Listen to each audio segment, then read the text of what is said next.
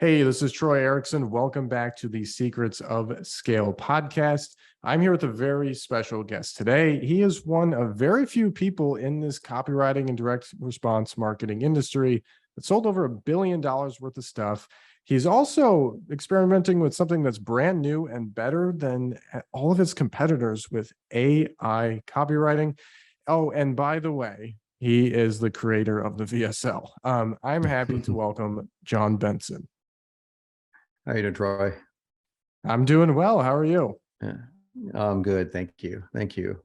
I Yeah, would like so to just put a caveat in there that I think that we are, I will talk more about it, but we're not a straight AI tool. There are AI tools that are complementary to CopyPro. But yes, I get I will take the compliment and cherish it. So, of course. So like I was telling you before this, there's a lot of good things I can say about you. You know, you're Jon Benson. How the heck did you get into copywriting in this industry in the first place? Through luck, through happenstance, really, it wasn't planned at all. And so, if anyone out there is wanting to be a copywriter, first of all, I kind of feel sorry for you. And no, I'm kidding.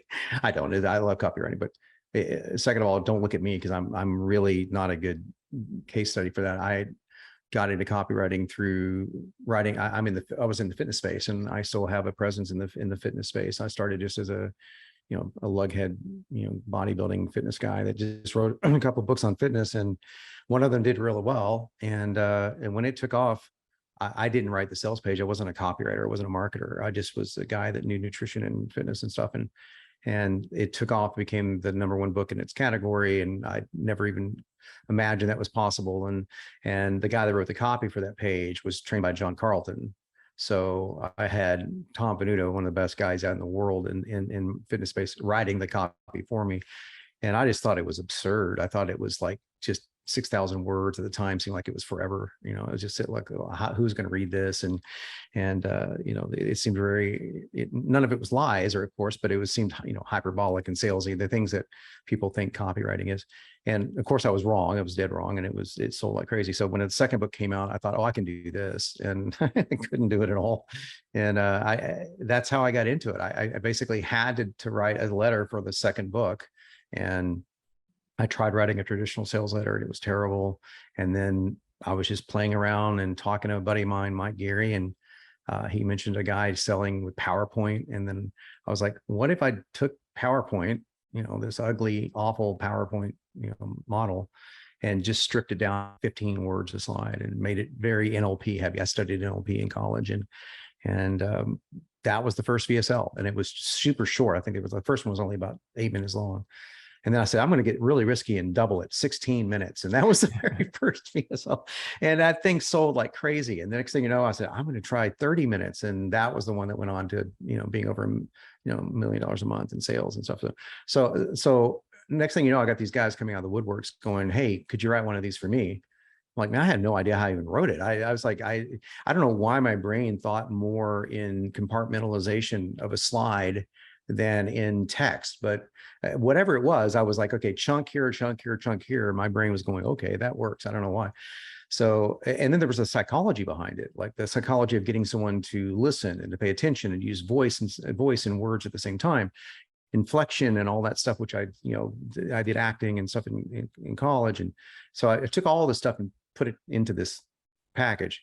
And the next guy was Mike Geary. He said, hey, would you write Truth About Abs? And that's the one everyone seems to know me for, even more than my own letter, because that's still I think that's still the control of the day. And that was 18 years ago. So that's how I got into it. And I wasn't good at first. For years, I don't think I was good. I wrote several winners in that period, but I didn't know really what I was doing. And I never really studied copywriting, but I still haven't really. I've just been fortunate to hang around tons and tons of great writers and friends with John Carlton and those kind of guys. And, just listen to those guys talk, go, okay, these guys really know.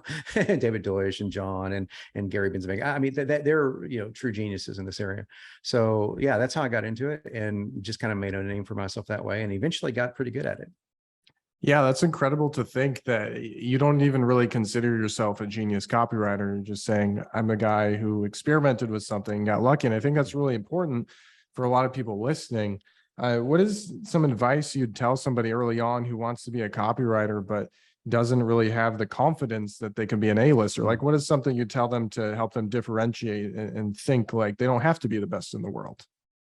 Right. Well, that's most assuredly true. No one needs to be the best in the world at anything to be very good at something. And you just need to be better than yourself. If you're better than you were yesterday or the day before, then you're heading in the right direction, no questions asked. So that's it's always been my competitive scale from my time when I played football. Obviously, we couldn't think that way. You could just be better than yourself, but you had to be better than the other team. But going into individual sports, martial arts, bodybuilding, things like that, that's very individualistic in motocross. And that was where I excelled, because I wanted to be better than myself. And the same thing goes with copywriting. Now, I mean, I do consider myself a copywriter, obviously now, but I didn't, like I said, for years. And I got whipped out of that notion really quickly by John Carlton the first time I met him.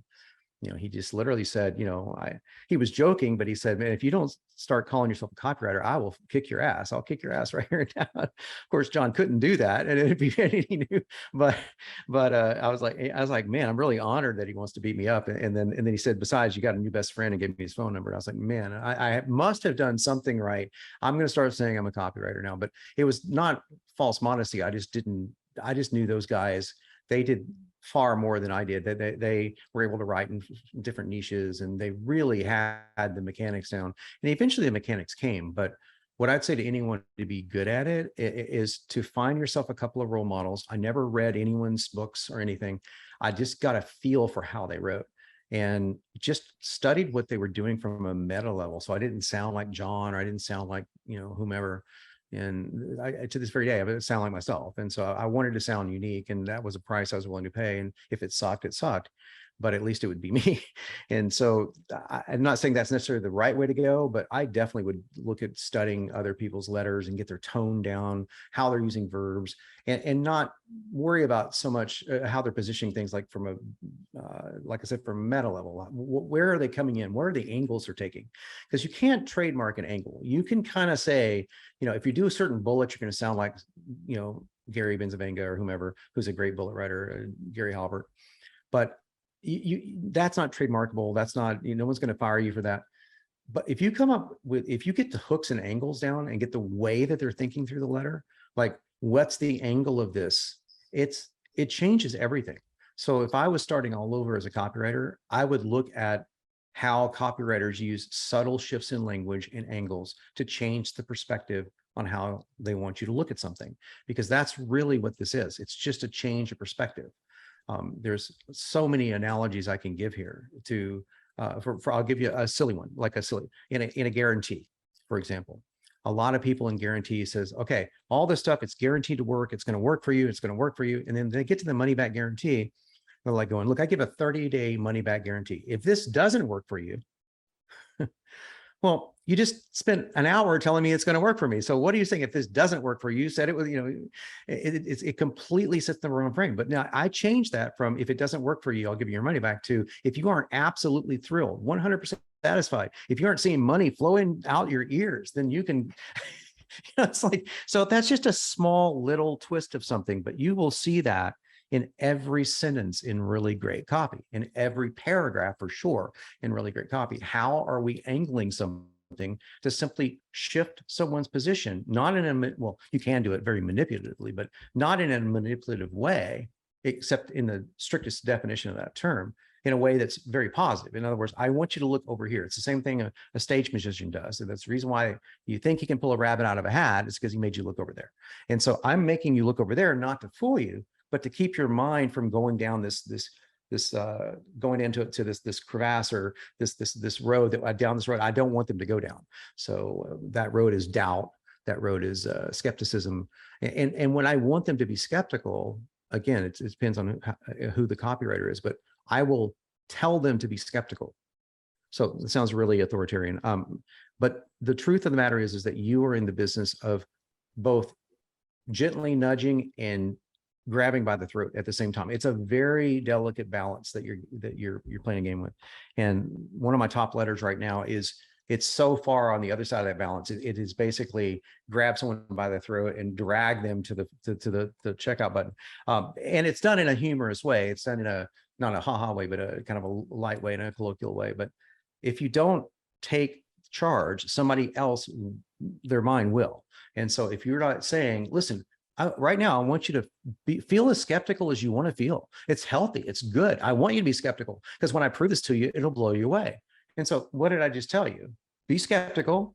No, and then I went over it. No, I really want you to be skeptical. Doubt it to the brink, go ahead, because it won't matter, because I'm going to prove it to you, and then you'll be blown away. So you're like, okay, well, I'm just one assertion after the other, followed by, after the command of go ahead and be skeptical. So I kind of erased the idea of skepticism right off the bat. Like, you can be as skeptical as you want. It's not going to matter.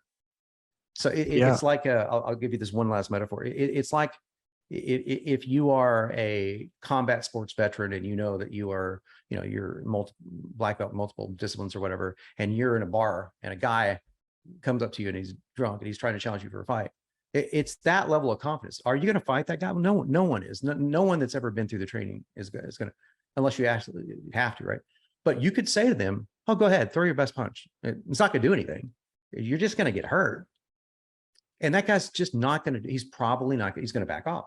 Because you're like, okay, I'm walking into this guy's mindset and saying, oh no, do that even more. It's not going to matter. And I'm doing this only in a very positive way, a nonviolent way. Like, yeah, doubt all you want. It's not going to matter, because I'm going to prove it to you. So I give them permission. And more than that, we're going off on a copywriting tangent here, but I can do this all day long. More than that, underline this word, validation. I'm a huge believer in validation. I want to validate your skepticism. I want to validate your pain. I want to validate your optimism. I want to validate everything that I can't honestly validate. Like, I can't, if somebody's saying, they're on a model website and they're 5'3" and, they look like, they look like they belong in the cast of characters of Game of Thrones in the worst possible way. I can't tell them they're going to be a professional model. That's not validating anything. It's just giving someone an illusion. But I can most certainly tell the average person reading the letter that I understand their pain, I understand their goals, and they're perfectly okay for having them. I feel like we could stop this podcast right now and charge everyone $197 for the little master class you just put on right there. That was Let's great. do it. Talking about all the little things and how those subtle changes can make a massive difference in the way people perceive your words, whether written or spoken in a video. But speaking of those little changes, when you first tried a VSL, did you think that was going to be a little change, or like at what moment did you realize the vast, like massive difference this was going to make in the industry? No, at all. I mean, none whatsoever. I just thought it was going to be a kitschy way to sell my book.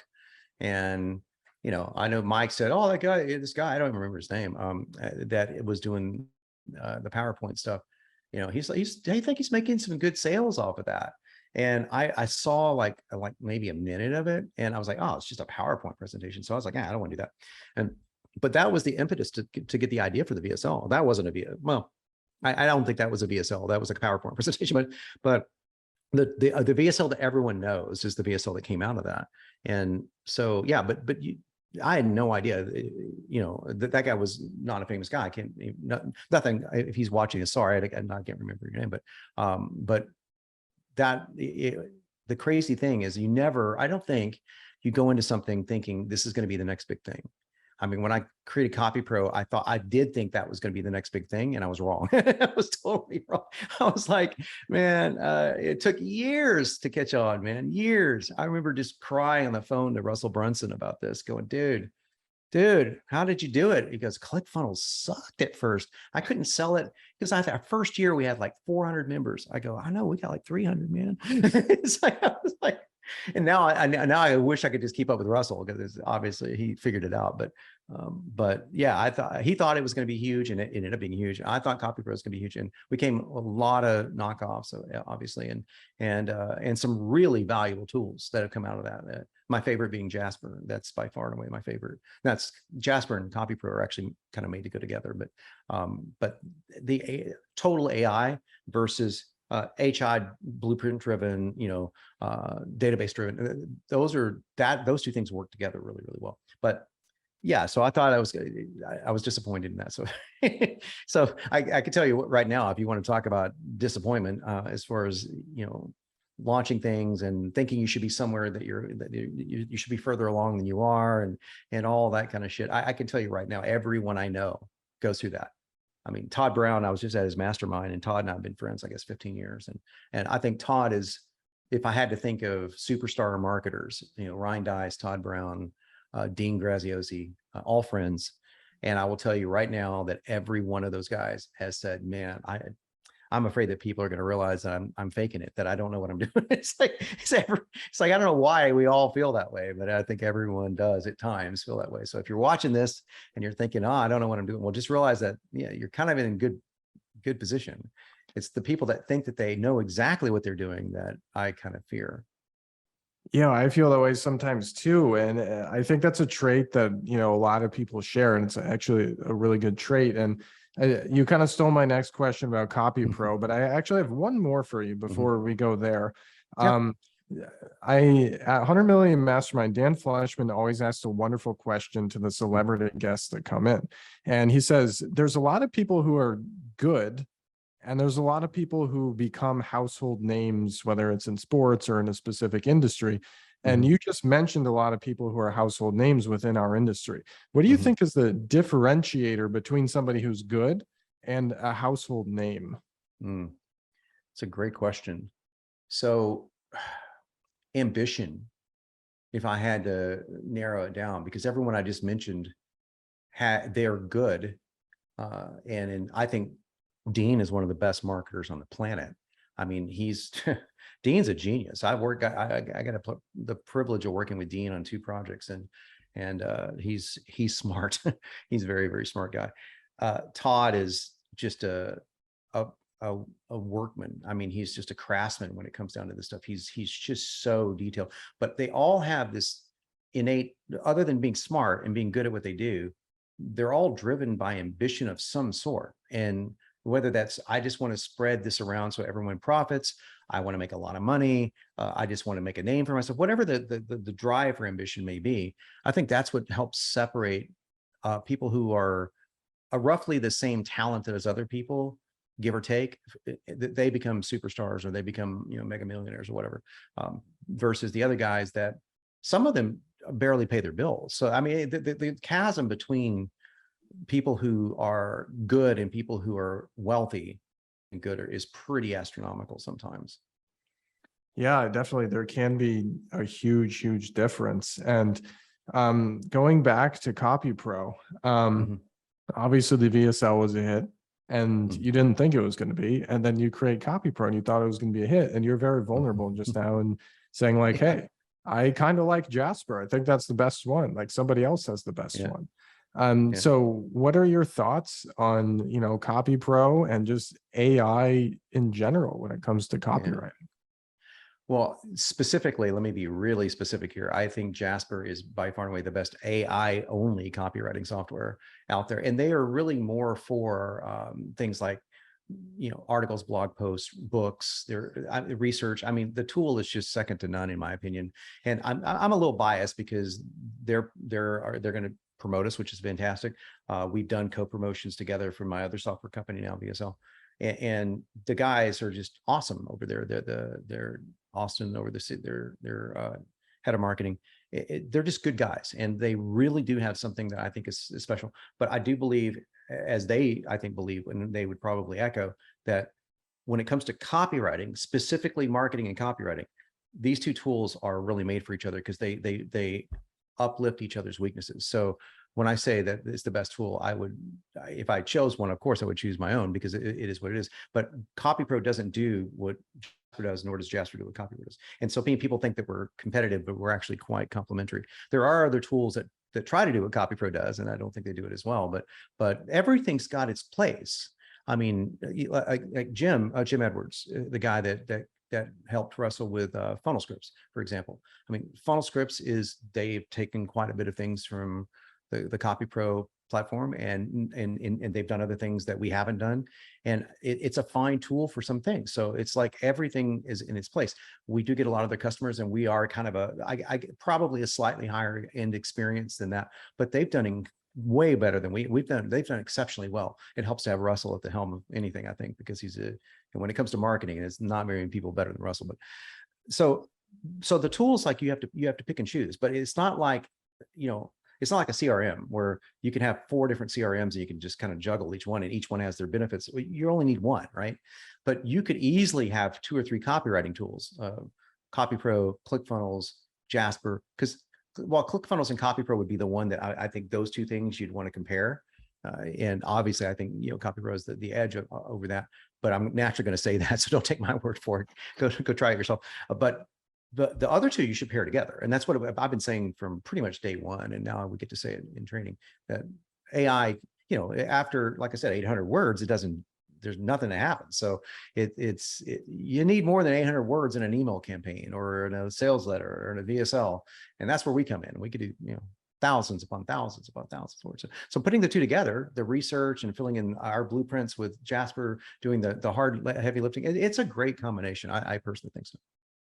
Yeah, I definitely see the difference. And for, people that follow me, it's like, I kind of do something similar. I take copywriters and I train them to become email list managers. So they're not just writing the copy, but they're scheduling the email, they're checking deliverability, they're strategizing, creating automations.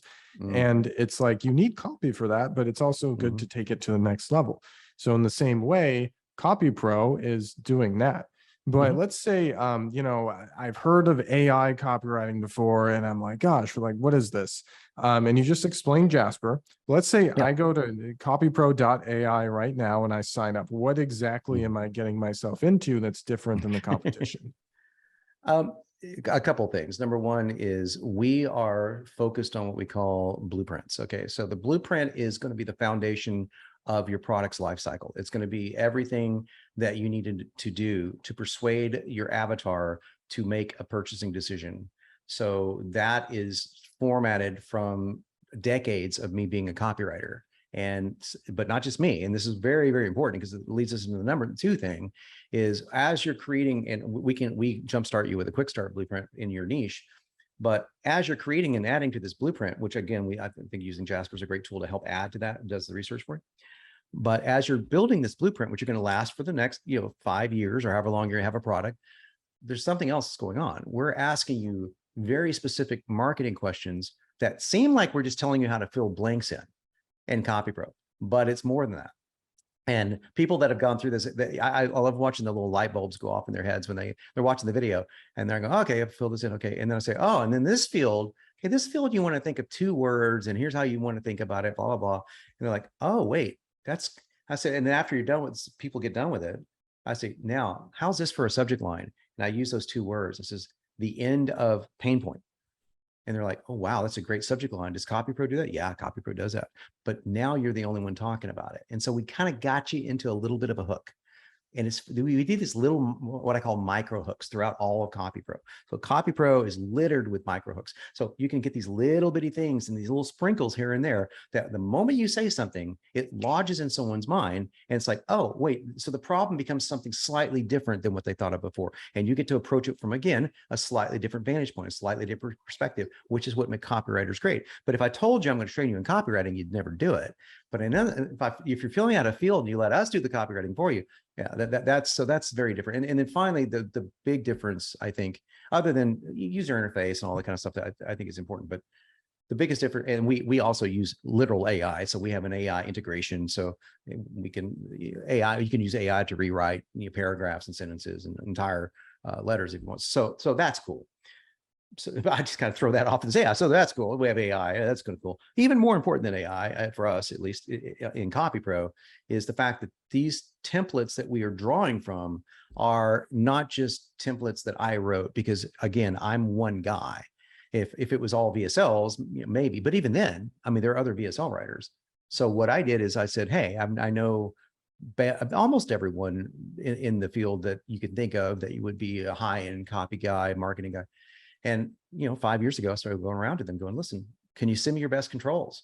I want to put it in a machine. And over the years, we got over 52 guys, and exactly, I think, not over, kind of hard to do that, about 52 guys. And they submitted stuff from Agora's best controls for abandoned cart.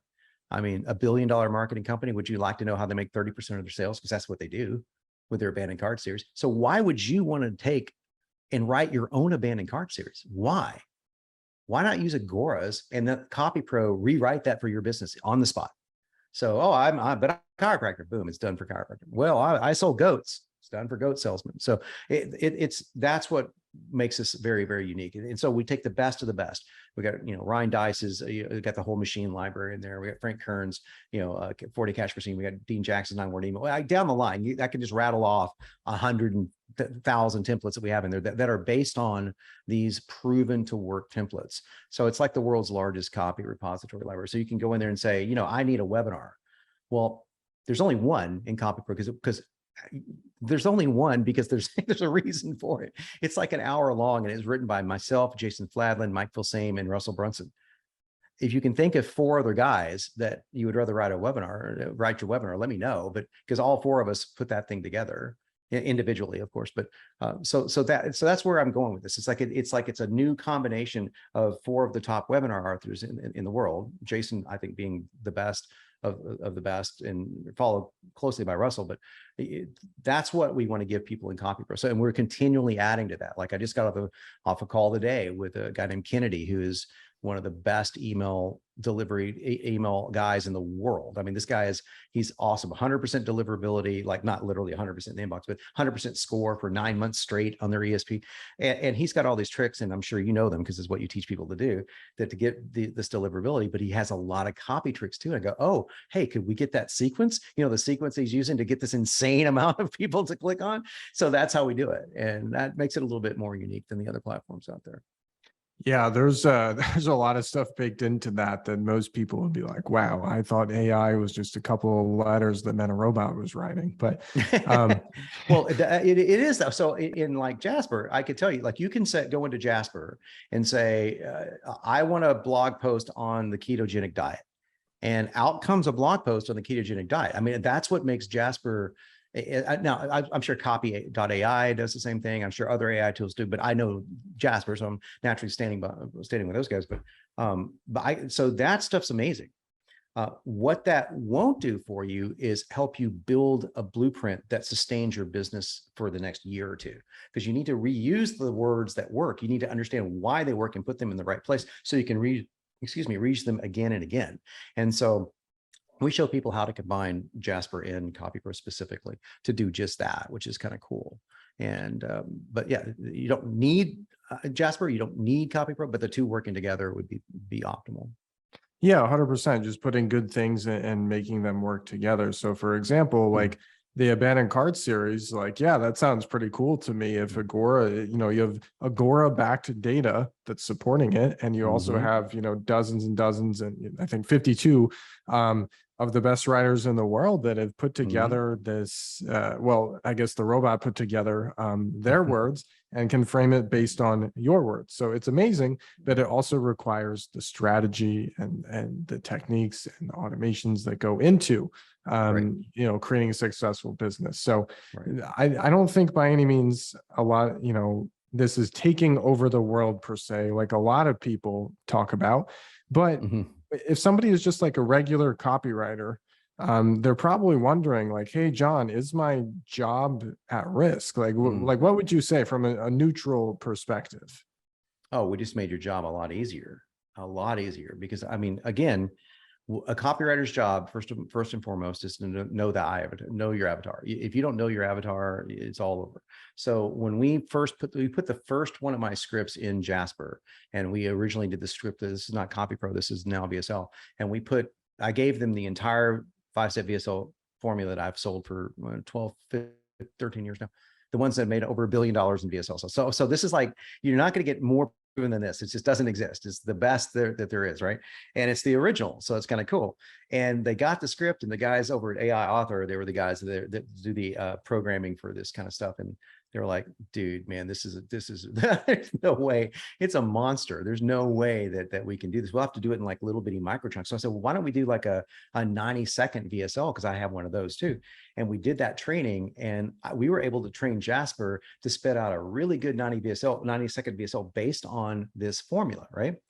And then, so to carry it a little step further, which is great, you can get that VSL, you test it out, you can try it, but what do you do with the data, right? What do you do with in this case, we were using a company called Shade Matcha, which is one of the guys that works at Jasper, his girlfriend or fiance. It's the CMO's fiance, and so it's some sort of a matcha drink. I don't know much about matcha, but say, what are the benefits of matcha? So we could type that in, and improved energy, increased alertness, blah blah blah, et cetera. Right? Well, you want to store that stuff.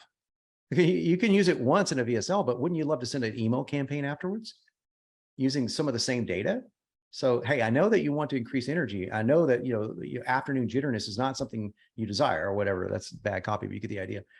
You want to be able to use that over and over again, and you want to find what works, because eventually you're going to send out an email. It's going to get like 3 times the open rate. It's going to get twice the click-through rate. You need to know exactly why. And you can't do that if you don't store your data. So that's the whole thing with CopyPro. Keep the data, churn the data out if you want to from Jasper, quick email, quick blog post, put it in CopyPro. So you're building a blueprint. Then go in there. Hey, listen, I want to do a promotion. Why don't I just use one of Jon Benson's promotional email series, the epic email series? So I'll just click that, boom, it's done. So what takes you normal person a day or 2 to write, and they can't write them very well, is done in a matter of seconds when you're done with that blueprint. And then you can just edit and choose, do what you want. And it's using the same words that we already know work. So that's why I love the combination of the two. And I think, so as a copywriter, let me just finish that thought. As a copywriter, this is the biggest leverage tool you could ever want. So in other words, if a company hires you to write a sales letter and a follow-up email series, wouldn't you rather, I'd rather start from something that I'm working with. So even if I use 50% of it, if I'm starting with a glorified swipe file, but I'm also building it inside of CopyPro, in this case, I'm building it, doing the research maybe in Jasper, building it inside of CopyPro. So when they call me next time and they go, hey, could you do a VSL for us? Yeah, I do VSL. It's like 20 grand, 20 grand, do VSL. I can have it done in a couple of weeks. Oh, that's awesome. And you wait like 13 days. Don't we all? You wait 13 days and you log in your CopyPro account and you go, okay, they need to upsell VSL. Let me see. I'll choose that one. And you fill in 6 fields and you're done. I'm just saying, like, are they going to care that it came out of software? No, it only care if it works. And of course, you can tweak it, and we advise people to tweak it all they want. But so, yeah, we just made your job a hell of a lot easier. And the other thing is, if you're learning copywriting, now you got the best controls in the world. I mean, you really do. I mean, I'm not saying they're the only ones. There's, swap.io that's got amazing controls, but that's not, you can't do anything with that data. You can restudy it, but now you can build it, you can test, you can see what's working, you can wholesale it's email swipes for clients and sell them. We got copywriters selling entire webinars. So, I mean, so I think we made their job a lot easier, but I will get off my soapbox on this and start by saying this. My wife and I were talking just a couple of days ago about, I'm a fan of Elon Musk, so you guys can love me or hate me all you want, but I don't care because I think Elon's awesome. And I've always thought Elon was awesome. And I had a chance to meet him, damn it, back like 8-10 years ago with Joe Polish. He's a friend of mine. I didn't get the chance to go, and I wish I would have, but so I'm a space nut. So naturally I love, Elon shooting rockets into space and all that stuff. And, hopefully taking over Twitter, knock on wood. But then comes the whole transhuman conversation. You got all my buddies, some on the conservative side of the fence, and they're going, but he's a transhumanist. I'm like, dude, this is going to happen, whether we like it or not. No one is going to stop AI. No one is going to stop putting machines and humans together. I would much rather it start off with somebody who at least has, as far as I know, has the best of intentions that you could possibly have for the richest man in the world, as opposed to the Klaus Schwabs of the world, or the people that don't have what I think most people would consider good intentions. They want to, dehumanize humans. I don't want to do that anyway. But so I'd much rather have it be in the hands. The same thing goes with copywriting AI. Dude, it's going to happen. This is going to happen. That doesn't mean they're coming for your jabs in South Park, but it's close. You got people that you got AI that the customers will think can do your job, at least for the next couple of years. So why not use the tools and then prove them all wrong? So that's my lecture to copywriters. And I 100% believe this. I created CopyPro not to put them out of business, but to give them a platform to sell them more copy. Yeah, I actually love a lot of perspectives that you just brought up. First of all, this is your friend, not your enemy, right? Yeah. Like, Yeah. I don't think any business owner or any serious business owner is just going to plug in the information you ask for and then just take the copy and instantly put it on their funnel or their site and not look at it and not strategize No, and not tweak no. things and Mm, not remember things that like, there's certain things that you think of about your offer and different appealing hooks that are always going to be added in even after that first draft is done. So yeah. I love that perspective. Now, and this is kind of an interesting question, given Mhm, that we are in the direct response industry. mhm, Especially when people start out, they think like direct response, like direct, immediate. Now, mhm, with CopyPro AI and even with email list management, these are things that are more branding plays and things that take time to develop. What are your mhm. thoughts on how long it will take until, sites and sources and machines and tools like CopyPro become extremely relevant? Is it a few years? Mhm. Is it a few decades? What is your thought on that and having the patience to go through with it? Oh, a few years. I don't think it's a few decades. It's exponential growth right now in the AI world. They're doing some really amazing things in the AI world. And in the oddity of this, and this is something that you would have to be either on the inside, know people on the inside of this industry, or be very adept at AI coding yourself, AI programming yourself. I am not a programmer. I designed CopyPro with programming team. So hey, I wanted to do this. I want it to look like this. I want it to feel like this. And I can think logically just from college, because I studied rhetoric and all that stuff in college. But so I can think pretty logically. But the point is that I tried to mimic how a machine would approach this. How would a machine approach it to spit it out as a human being, not as a machine? Because a machine can spit things out cold and calculated and stuff like that. But so where AI stumbles right now, has the hardest time, is anything dealing with like conversational persuasion. So if it was only that, meaning if it was very limited to 100 words, 200 words, it can start catching on to language patterns. It's getting better and better at it. But starting from scratch, someone coming in off the street, it's a little challenging to get that for sure. In the future, that's going to get easier and easier and easier. And that's going to be where the biggest push for that technology to get into the hands of as many people as possible. We're going to be working with integrating within WordPress, for example. We're going to be releasing that in a couple of months. And that way, a billion people with WordPress sites can have copy at their fingertips if they want it. And so those kind of integrations, I know Jasper just released their Chrome extension, I think yesterday, or they're coming out with it. So there's stuff like that happening that is going to make this ubiquitous, but it's a while down the road before it can. Right, you're not going to be able. People are laboring under the illusion that I can go into any name, fill in the blank.ai software, copywriting software, right, and go, oh, what's your topic? Keto diet. What do you want? A webinar. Okay, give me 1 minute. Okay, here's your webinar. Yeah, that happens at fantasyland.com. You're in the wrong spot, buddy. That's not going to happen. And until we are neurally connected, which I'm not saying I want to be neurally connected. I'm merely saying until that happens, it will never, ever happen. It will just never happen. It can't happen. It can't know what you want to share on a webinar. It can't know the name of your offer. I mean, unless you tell it, right? So that there's unrealistic expectations coming into almost all software, whether it's mine or Jasper or Copy AI or whomever it may be. It's all, they have unrealistic expectations. So as time goes on, those expectations will become more and more narrow. They'll become like, we'll fill the gaps that aren't there right now. But as far as how long that will take, it's not measured in decades. It's going to be measured in years. Yeah, that's a really good analogy as well. Just thinking about all the other AI that we see in the world, and a lot of jobs are getting automated. Like simple jobs like at restaurants and whatnot. But it's going to happen. It's inevitable for anywhere from McDonald's to Elon and in between. So, but at the same time, things like copywriting, this is a great tool to start out with. You've alluded to so many amazing things you can do with CopyPro, Mm-hmm. and you just have to remember that when you're using it, that it still requires smart people and a good plan. So it will never fully replace humans, but it No. assists humans to a very, very high degree.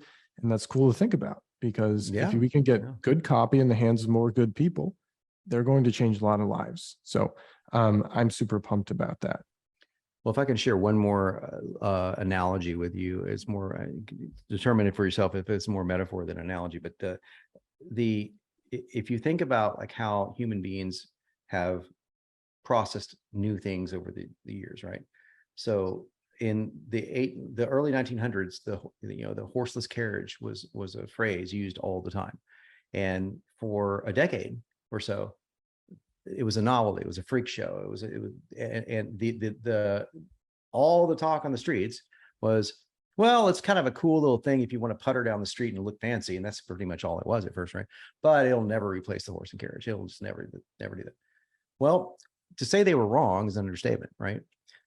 It did replace it and completely replaced it to the point where horse and carriages are only used in Amish communities nowadays, or on a romantic, ride out in the town. So, but that's what's interesting. People still use horses and carriages. So when people talk about replacing copyright, people will still use copywriters, even in the distant future when AI can apparently do everything, because somebody has to be able to inspire the AI to think more, or just to come up with a different angle. AI's not going to come up with every angle that human beings are. It's impossible. So there's always going to be room for this. The best thing you can do is to equip yourself and have it as a tool, and not use it as something that you just lean on and don't work. Because the moment human beings start doing that, well, I mean, look at the obesity rate in the country right now. It's never been higher. Why is that? Because we have instant access to everything. That's it. That is the reason. All of the stuff, we have instant access to food. We've never had that before in the history of civilization. So, and you've watched the obesity rates go through the roof. Watch our heart attacks, heart disease, cancers go through the roof. Why? Because humans aren't meant to be lazy. We're not. We're meant to work. And so I want to give a tool that will, yes, it will help you work, but it will make you work too. Because I don't think human beings are meant to be lazy. I don't want a tool that spits out everything. That's a curse. There's an ancient Chinese curse that says, may all of your dreams instantaneously come true. It's a curse. Because if that happened, you would be miserable. And so that's a really good point. And another way to put it is, you've got a horse and carriage and you've got a car, but they both require a driver. They both require a driver. Yeah. Unless you're, again, Elon. Yes. Just kidding. Yes. Circle back to Elon Musk. He's hacking the system here. We'll have to put an asterisk on this. But let me I got to say this here, if I can. I don't know about you, but self-driving cars happened while I was asleep. Like, I was not paying attention. And one day, a guy sitting in his car eating a burger, and I'm in the passenger seat going, that car's driving itself. It's like, you knew it, you kind of knew it. And then all of a sudden it was all over the place, and all these Teslas, and it's going to be ubiquitous. But when it first came out, it was terrifying. It was awful. Every crash that happened it's the same pattern, guys. It's the same pattern. So we're right here in the AI copywriting world. We're right here in the software copywriting world. Let's get more specific, to where we're right at the cusp of self-driving cars. Just came out. My God, what are we going to, there's going to be some wrecks. There's going to be some ugliness, but eventually you can see this is the way it's going to go. And I might as well make it my friend rather than my enemy. Exactly. There you have it. If you're interested in AI copywriting or anything similar, or any of the amazing tools that are in copypro.ai, that's the site. I'm also going to link it below in the description. Jon Benson, thank you very much for being here. And yeah, any final things to say to our viewers? Oh man, just especially coming into this incredibly recessed economy that we're facing, just remember that some of the wealthiest men in history came out of recessed economies, and there's always opportunity here. And if you look for opportunity that will help other people, and that is the caveat, that will not harm other people, but help other people, and you focus on where's the opportunities that will help other people during this recession, whether that's in marketing or anything else, I think you will come out ahead. Well, that's well put as well. So thank you, Jon, very much. Again, that is copypro.ai. It's going to be in the description. And you can also catch Jon on my site, copywriting.org, if you want to check out this full interview, or on my YouTube channel. So Jon, thank you very much. Thank you very much.